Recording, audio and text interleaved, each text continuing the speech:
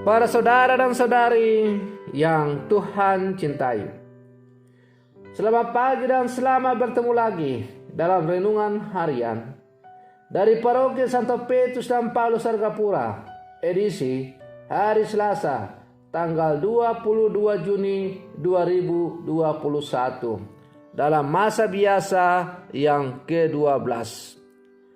Mengawali hari yang baru ini, kita hendak mendengar dan merenungkan sabda Tuhan.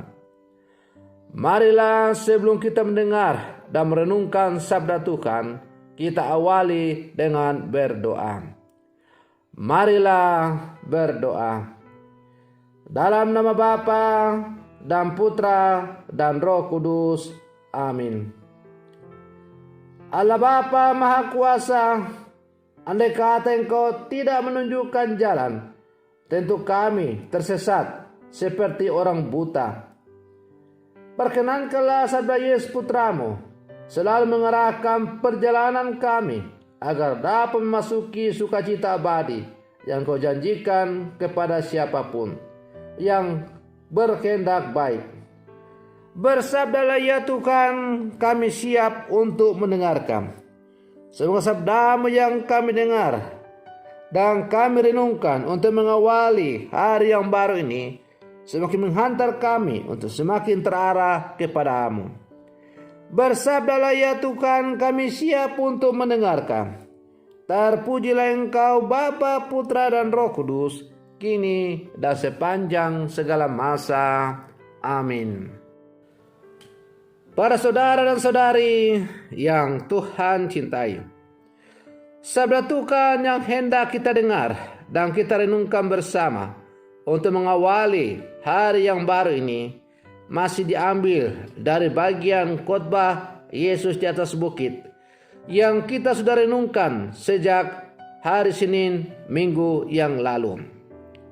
Kali ini bagian khotbah Yesus di atas bukit yang hendak kita dengar dan kita renungkan bersama diambil dari Injil Matius pasal 7 ayat 6 lompat ke ayat 12 sampai 14. Tuhan bersamamu. Inilah Injil Tuhan kita Yesus Kristus menurut Santo Matius.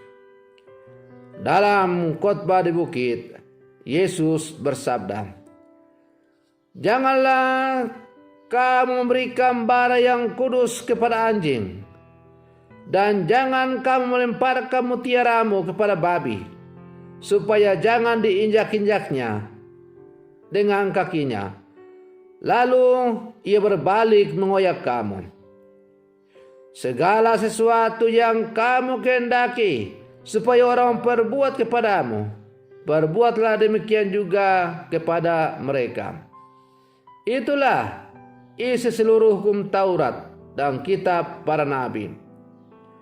Masuklah melalui pintu yang sesak itu, karena lebarlah pintu dan luaslah jalan yang menuju kepada kebinasaan, dan banyak orang yang masuk melaluinya.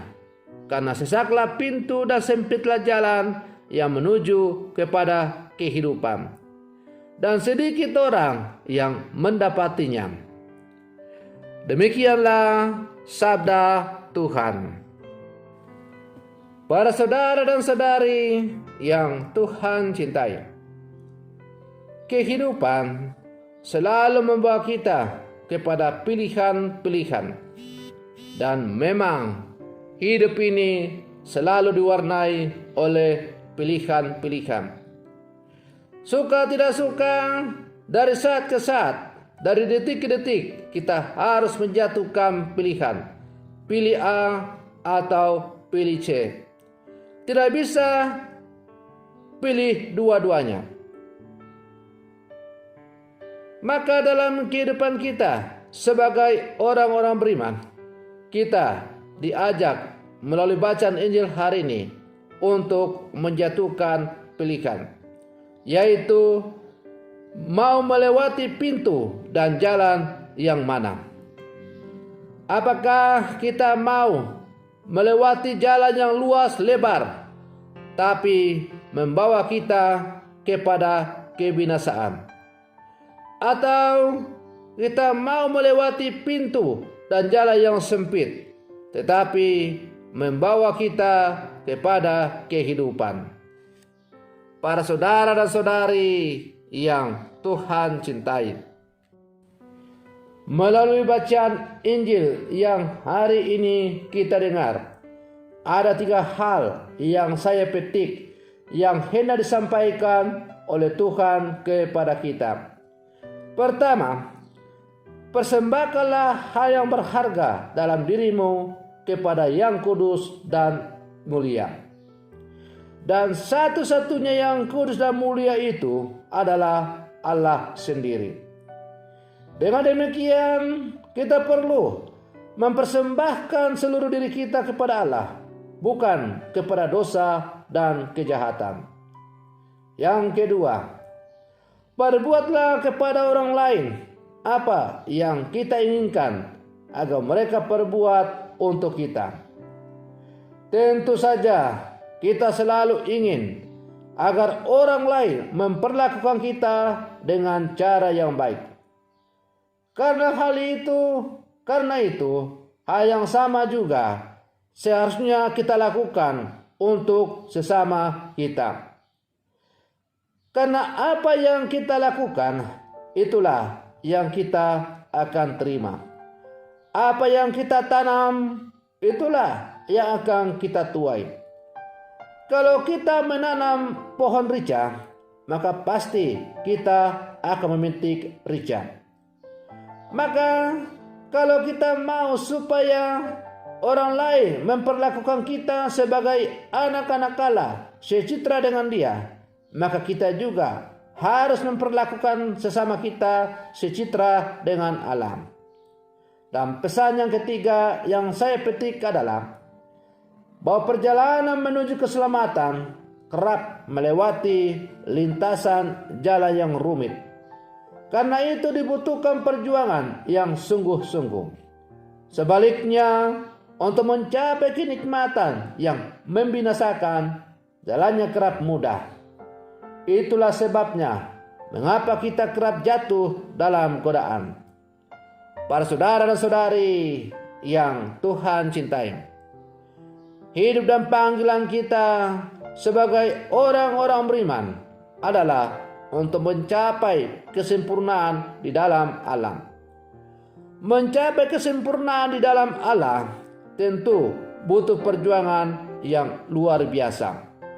Kita harus siap untuk menghadapi pelbagai macam risiko-risiko yang bertentangan dengan kehendak Allah itu. Maka sekarang pilihan bebas ada pada kita. Apakah kita memilih tawaran dunia yang lebar jalannya, mungkin juga mulus dan sebagainya? Pada akhirnya kita akan binasa. Karena kalau kita memilih jalan yang lebar, mulus, maka ada kemungkinan kita tidak akan hati-hati. Kita ngebut, pada akhirnya tanpa sadar mungkin kita akan mengalami kecelakaan, yaitu jatuh ke dalam dosa.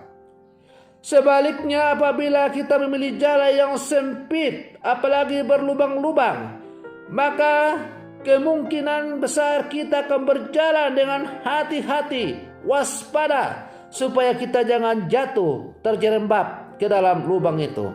Artinya bahwa hidup kita ini penuh dengan liku-liku yang ditawarkan kepada kita, penuh dengan tantangan-tantangan. Maka kita perlu waspada, hati-hati. Kita harus bisa membedakan mana yang berasal dari Allah dan mana yang tidak. Supaya kita bisa membedakan apa yang berasal dari Allah dan apa yang tidak, maka diperlukan kewaspadaan dan kedalaman iman yang sungguh-sungguh. Nah, apabila kita selalu berjaga-jaga dan selalu diterangi oleh iman kita kepada Allah, maka yakin dan percayalah, meskipun kita menghadapi tantangan, jalan yang sempit, ombak dan sebagainya, tapi kita pasti akan jatuh karena kita selalu waspada dan berjalan bersama dengan Allah. Para saudara dan saudari yang Tuhan cintai, Maka sebagai murid-murid Yesus yang hidup zaman sekarang, kita diharapkan pada pilihan yang harus kita jatuhkan. Suka tidak suka, mau tidak mau, kita harus menjatuhkan pilihan. Memilih jalan yang sempit tetapi menuju kepada keselamatan, ataukah memilih jalan yang luas, lebar, tapi menuju kepada kebinasaan. Jalan mana yang saudara-saudari dan saya pilih? Pilihan bebas ada pada diri kita masing-masing. Maka mari kita jatuhkan pilihan kita. Semoga kita semakin terarah kepada Allah. Yang jelas, kalau Bapak, Ibu, saudari tanya kepada saya pilih jalan yang mana? Maka saya akan jawab dengan tegas bahwa saya pilih jalan yang sempit, tapi menuju kepada keselamatan. Meskipun ada banyak tantangan, memang hidup itu selalu ada tantangan. Tetapi apabila kita selalu setia, mengerahkan hati, memohon pertolongan Tuhan, maka yakin dan percayalah kita akan sampai pada tujuan dengan selamat. Semoga permenungan saya ini untuk mengawali hari yang baru ini semakin menjiwai seluruh kehidupan kita sebagai murid-murid Yesus yang hidup di zaman sekarang. Semoga demikian. Selamat pagi. Tuhan Yesus memberkati.